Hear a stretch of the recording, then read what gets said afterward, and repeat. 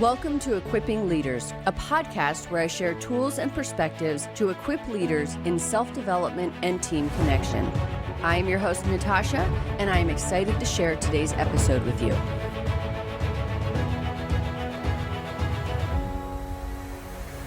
Our episode today is a conversation with leader and retired U.S. Army Command Sergeant Major Ken Killingsworth on building leaders, staying connected throughout your organization, and the power of storytelling as a leader.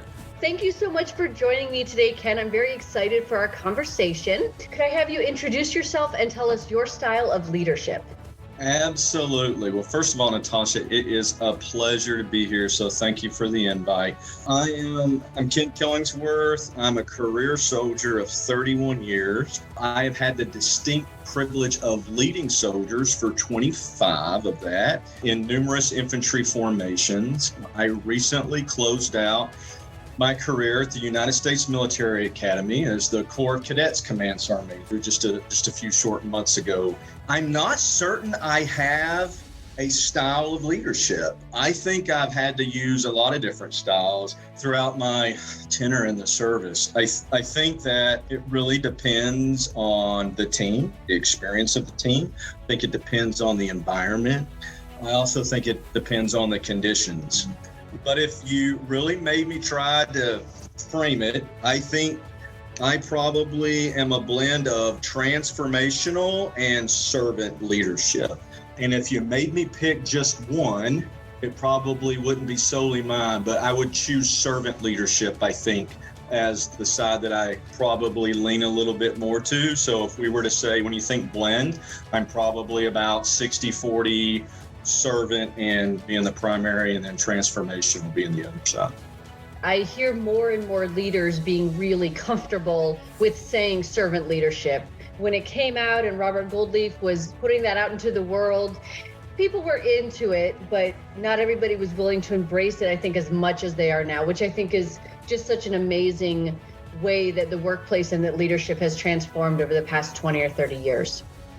Yeah, I would completely agree with you. And, when you think about a life of service, to serve the nation, it really fits. And I think it really fits non-commissioned officers as well. Not that anybody can't adopt and demonstrate, the attributes and competencies associated with servant leadership. Because there's some powerful ones in there. Listening, empathy, foresight, stewardship, and commitment to growth of other people. That's kind of like our raison d'etre, so to speak. It is our purpose. But, the reason why I say a blend is because transformational is also about collective vision, common goals, connecting with other people, and then, communicating shared understanding so that they, we have that shared mission and purpose. And so I think you kind of have to do both. But I also think there's going to be times where it's just, depending on the environment, where it may be direct and it's, hey, go do this and please go do it now. Absolutely. And I think I love the call out too, that it's a blend. I'm also hearing that trend more and more, which is something else that I love, because it also shows a leader's willingness to be adaptable. Instead of saying like, oh, this is kind of like my style and how I do it, it's willing to adapt to the environment and the situation. I know COVID is such a big thing that has really forced us into a new way of leading and a new way of thinking. But I think that people who identified as maybe one style in the past, they would have been lost throughout the entire pandemic if it didn't adhere to, what they were used to. So I think that ability to have multiple and be adaptable is so valuable. I think you hear a lot more about an agile approach, agile mindset, to your point. You have companies that are attempting to change the way they do business and take a more agile approach versus, kind of traditional. Not to make it about program management or anything, because we're talking about leadership, but in many cases, traditional waterfall approach, unless you're doing a construction project, just really doesn't work because it doesn't give you enough time to be agile to adjust to the environment. If you're not first, you're last. Not to coin that, but there's some truth to that when you're trying to really get in front of what's next, so to speak. Absolutely.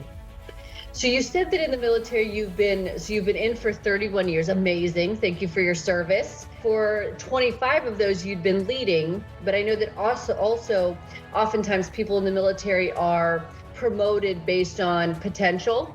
What was the moment, whether it was in the military or not, that you really identified yourself as a leader?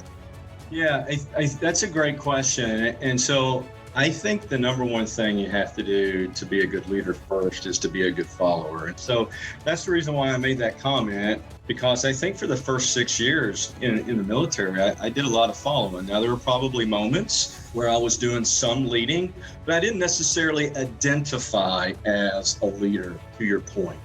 So I think, for me, I kind of started identifying as a leader when I became a little more senior staff sergeant, responsible for an entire squad, still very team and tactically oriented. That's when I really started identifying with being a leader. I think also when I really started to identify being a leader was not just about position, but when people started bringing me problems.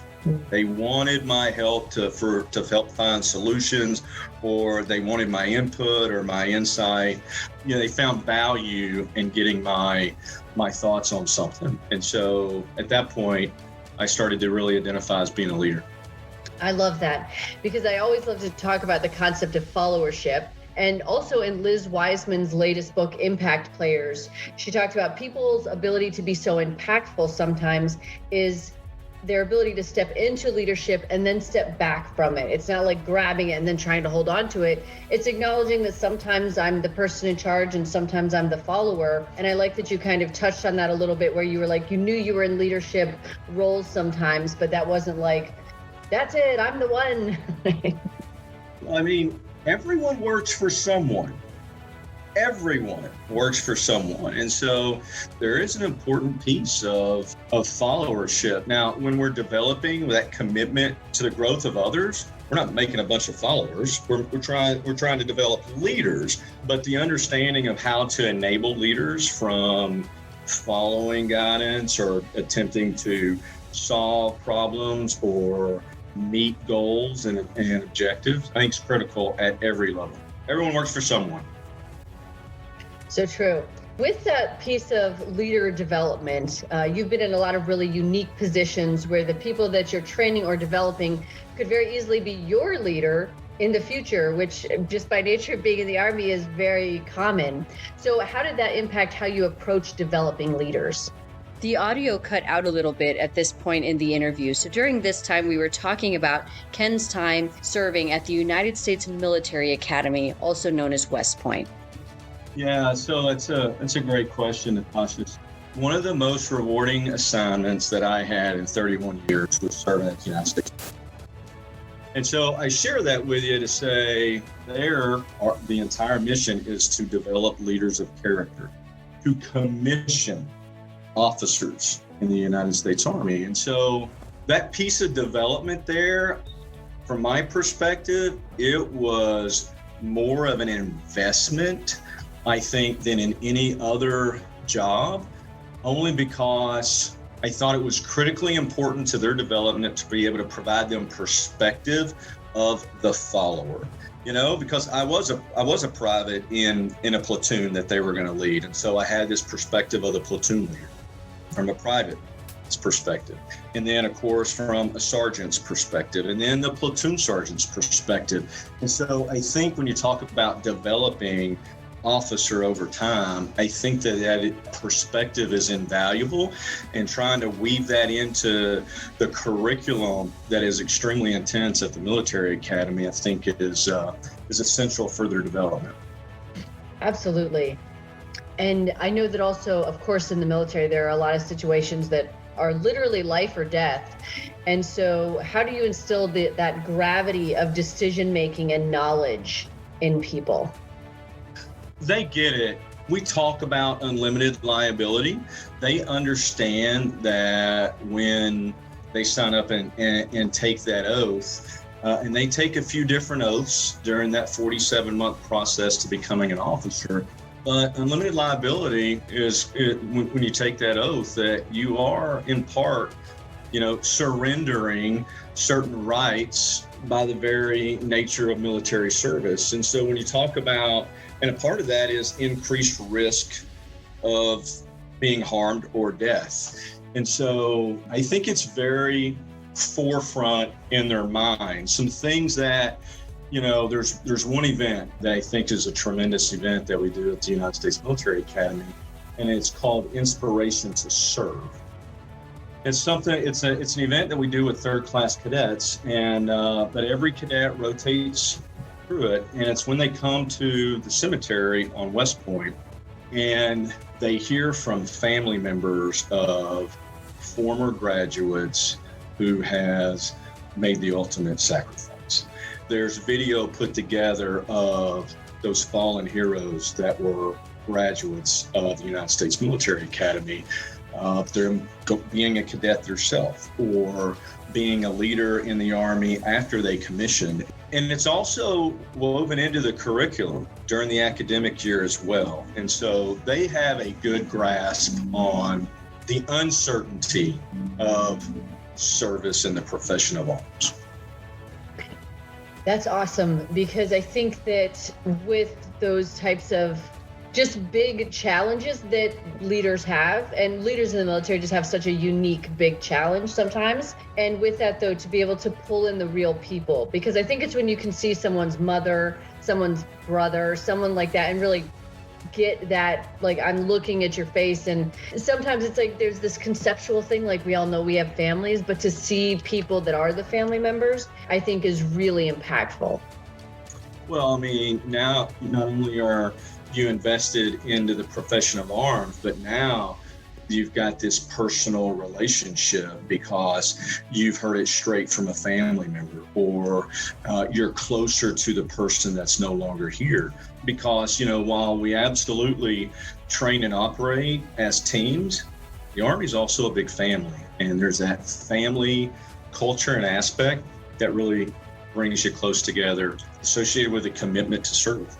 As you become more senior in an organization, it's common in any organization that you get more removed from those entry-level members. And I know that you had said that one of the things that you liked to provide the cadets was the perspective of having been that private who had a platoon leader. So as someone gets more senior, what would be your advice for how they could stay connected to people at all levels, regardless of the position and the interferences and roadblocks that sometimes come with that?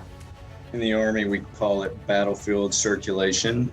I mean, we use that term a lot when you're forward deployed in a combat zone. Others, and I've used the term, the acronym LBWA, which is lead by walking around. And so you walk around and you actually have conversations with your soldiers. And so, I mean, whether you're in the Army or in any type of business environment, the purpose of that is to share risks, number one, and risks can be different. Risks don't have to be grave risks. I mean, pick any business. Maybe you go down to a warehouse and you help stack some boxes, and you have a conversation while you're stacking boxes. And I guarantee you that team that's down there in a warehouse will remember that senior leader came down and had a conversation with them. And oh, by the way, helped them stack boxes. Now, CEOs don't have a whole lot of time to go stack boxes, but that's an example of getting down and trying to connect. The other purpose I would share with you is to communicate.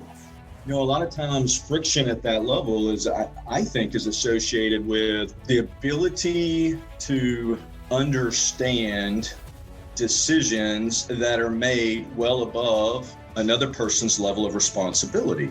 And so friction starts to churn down there, right? Because they're like, why was this decision made way up here?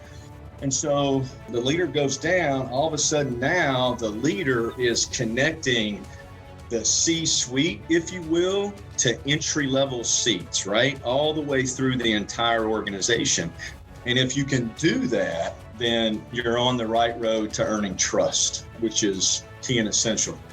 I think the third point of that is to gain a shared understanding and perspective at the tactical level. So you're communicating the reason why these decisions were, and then you're getting feedback and understanding what that perspective is.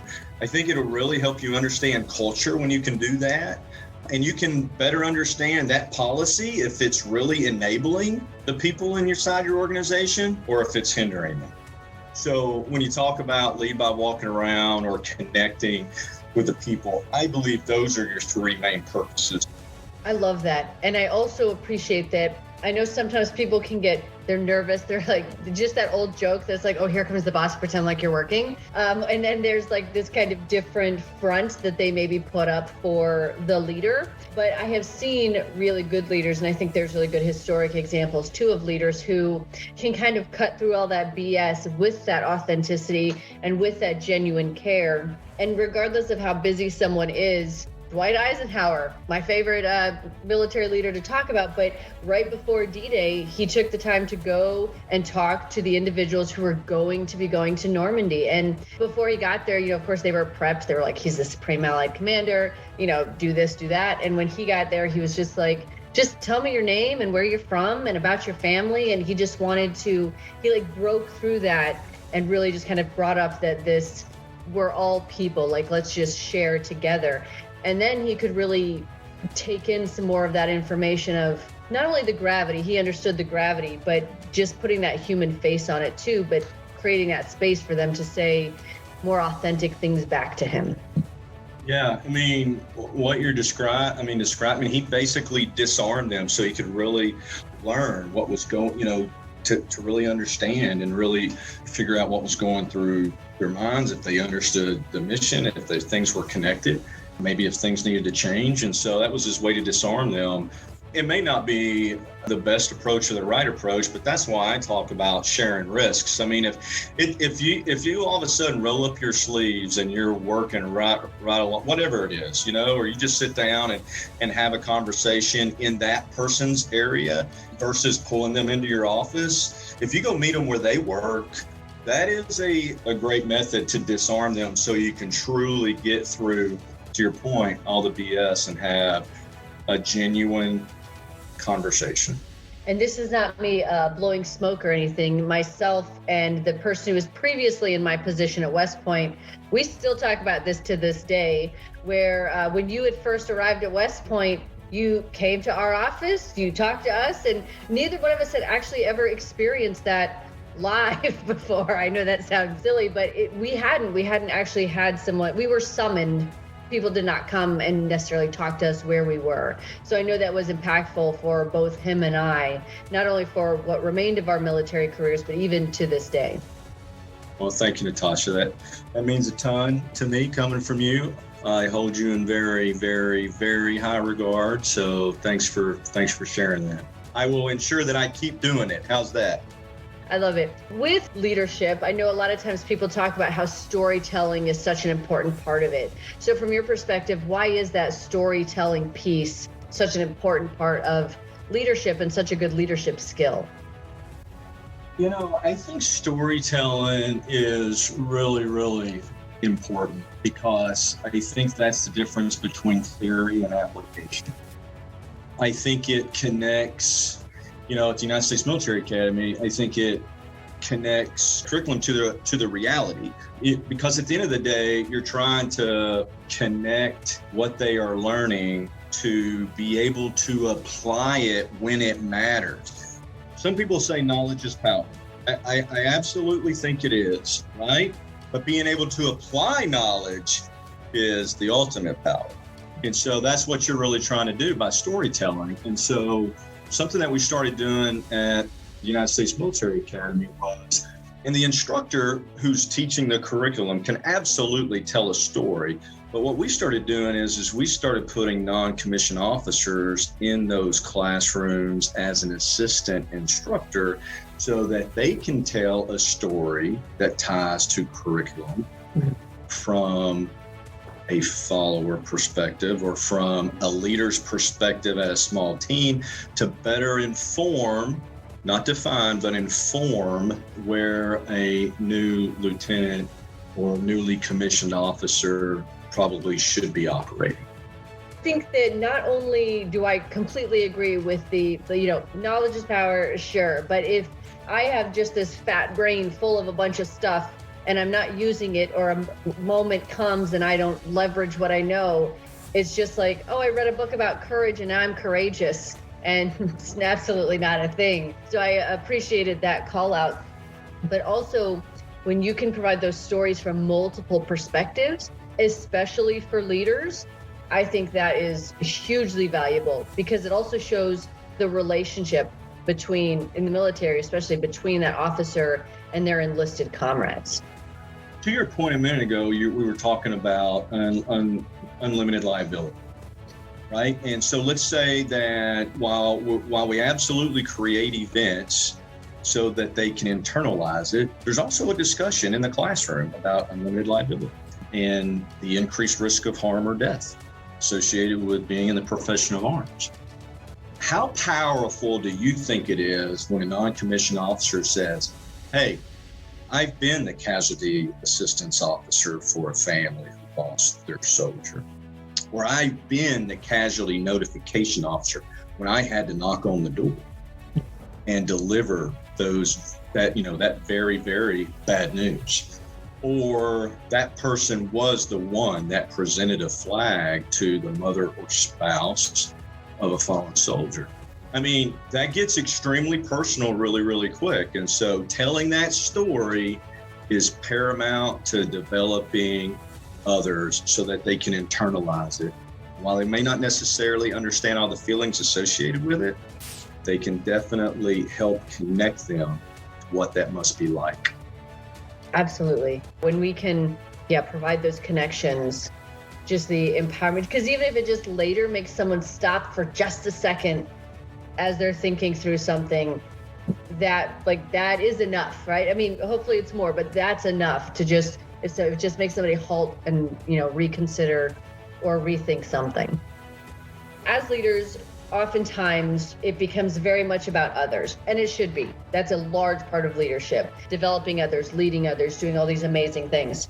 There's also this element of self-care that I see get kind of pushed to the wayside or is not impressed upon when it comes to people in leadership positions. So in your experience, how have you prioritized self-care? Wow. So I will say that I have probably failed at providing self-care. I didn't start getting better at it until I told myself I was setting a poor example for others. And so when I internalized it from that perspective, I said, I have to do a better job, because I certainly don't want them to think this is what right looks like. But to your point about self-care, I mean, you have to refuel yourself. Whatever it is you love, you got to make time to go do it. And, for me, that was spending time with my family, or going to go on anything, go on a walk, go on a bike ride, go out, go grab something to eat. If you're in New York, you go out, grab a slice of pizza and go for a walk, right? So that's a very simple but great approach to self-care. You got to set some boundaries, you got to be able to talk to the family and says, hey, we're going to go on vacation here, and you got to follow through with it. And then you got to set boundaries to make sure that you do follow through with it. Now, nothing's 100%, especially in the profession of arms. If you set boundaries and you have to move them for external reasons, that's understandable. But if you set boundaries and you move them just because it's easier, and you're letting, if you will, the things encroach on what you need to do for self-care, you obviously need to go back and reevaluate and reassess. Something that I also very important is the ability to be able to reflect. I think being able to reflect on, you always are looking forward, you're always at the next goal, but be able to reflect and look where you came from, I think is really, really important. Not only self-care, but one's own self-development. I think all of those things are important, and things that I started doing later in my career, but only because I saw that I was not setting the appropriate example for the soldiers around me. I think that a lot of leaders can relate to that, in that it's all of a sudden when you realize the influence that you have and how that is impacting others, and almost kind of the ways that you're like, I wish I had kind of taken care of this aspect of my life a little bit better previously. So now how do I demonstrate that so that people know, you absolutely should be focusing on this? I think that's important, and I think it's also very relatable. Absolutely. I think You can also do self-care in your own organization. I mean, in the Army, we do fitness. Fitness is a way of taking care of the mind. You're not going to go on a 5-mile run in a normal business in the civilian community, but I guarantee you there are team building events where you can figure out and carve out some time to create an opportunity to do self-care of the team, and then also make an assessment of how well or poorly your team is doing self-care. That's also real important.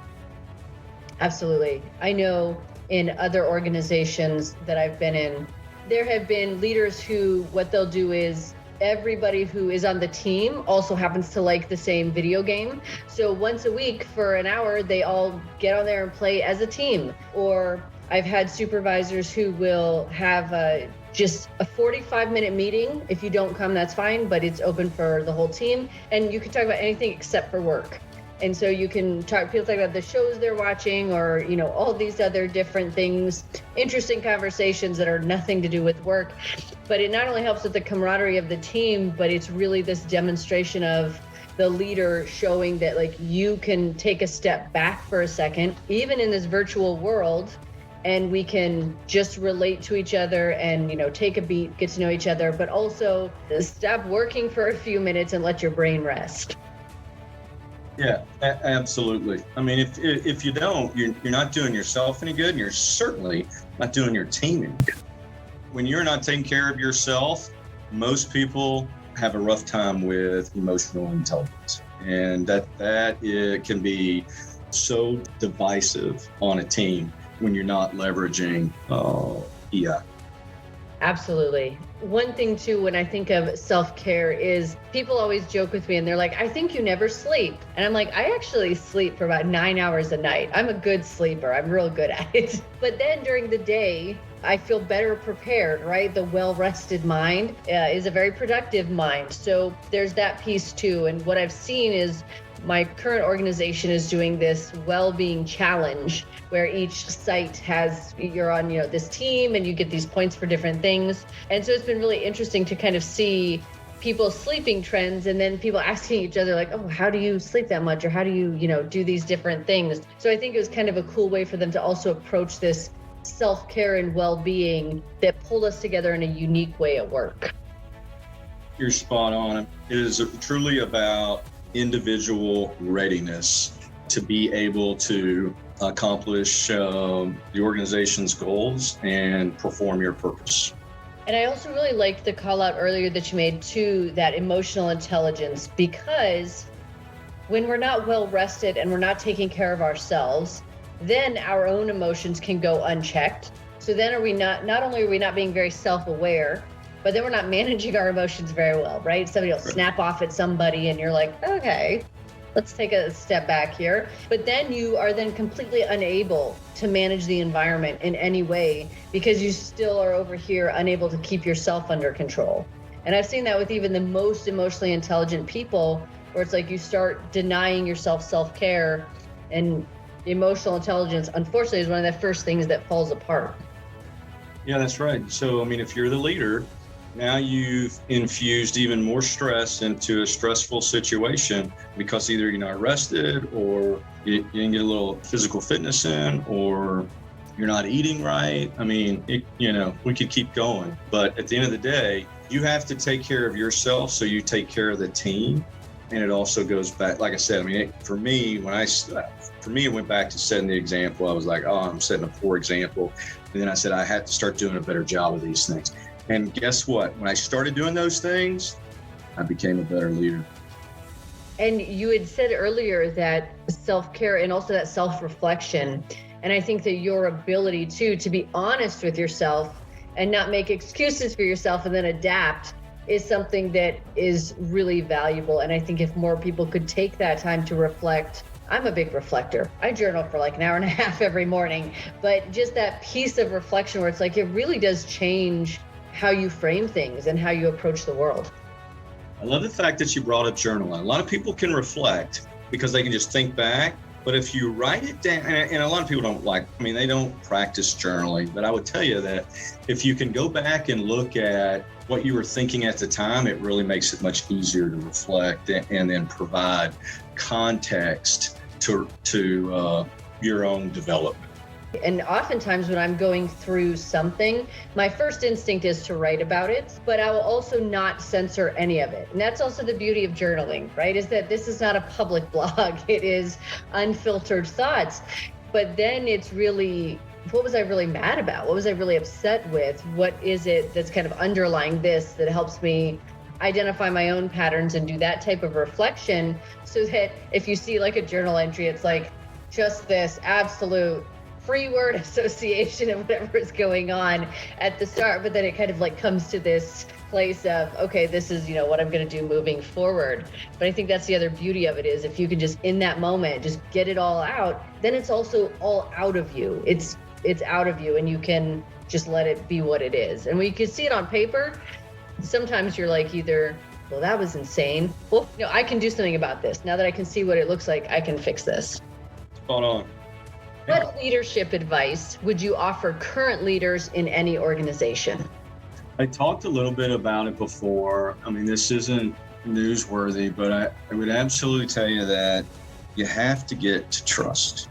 Trust is the bedrock, trust is the foundation, and you're never going to be able to achieve agile or cohesive teams unless you get to trust. Now, it's easy for me to sit here and say, oh, you got to get to trust, without describing how, at least from my perspective. And so I have always thought that trust was about consistently doing the small things right. And that still doesn't necessarily translate when you're trying to talk to people about how to do it. And so I was talking to someone, and everybody's heard of the term death by 1,000 cuts. Trust is just the opposite of it. If you're trying to earn trust, you have to do just the opposite of that. It's all the little things that contribute to your team's well-being, growth, performance. Keep adding them in there, right? Et cetera, et cetera. And so that's how you truly get to trust. In the Army, we talk a lot about character, competence, and commitment. I absolutely believe in the 3 C's, and I think that's also helps you get to trust. I think some skills, those are kind of big ticket items. I think some skills that also helps you get to trust is empathy, shared understanding, and the ability to create a culture where you empower those around you to solve problems appropriate to their level of circumstance. If you can do those 3 things well on your team and consistently do the small things right, I think you're going to build trust. I'm very confident you're going to be able to build trust, which means you can achieve agile, cohesive teams. It's everything. And if you don't have it, I hate to say it, you really have nothing. Do you have a resource or a book that you recommend to others? Got some books. I love Leadership in Turbulent Times by Goodwin, The Talent Code by Coyle, The Infinite Game by Sink. I like all 3 of those. I always have a book. I usually have 2 books, one by my nightstand and then one by my chair. And so I'm usually reading 2 books at the same time. It probably makes no sense, but that's just how I've been doing it, at least these last few years. I would also say, if you've never been to the United States Military Academy, you should go. If you want to be inspired, if you want to refuel your passion, go there and go shake hands with America's sons and daughters that chose the profession of army. Go watch a parade, go stand out by Trophy Point, understand the tradition associated with that fantastic institution.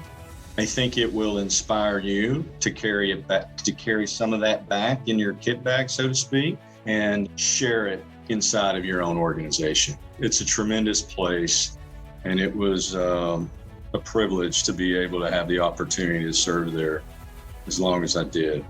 As a resource, I always thought the biggest resource was the people inside my own organization. If you want to know what's going on, go talk to people. They'll tell you.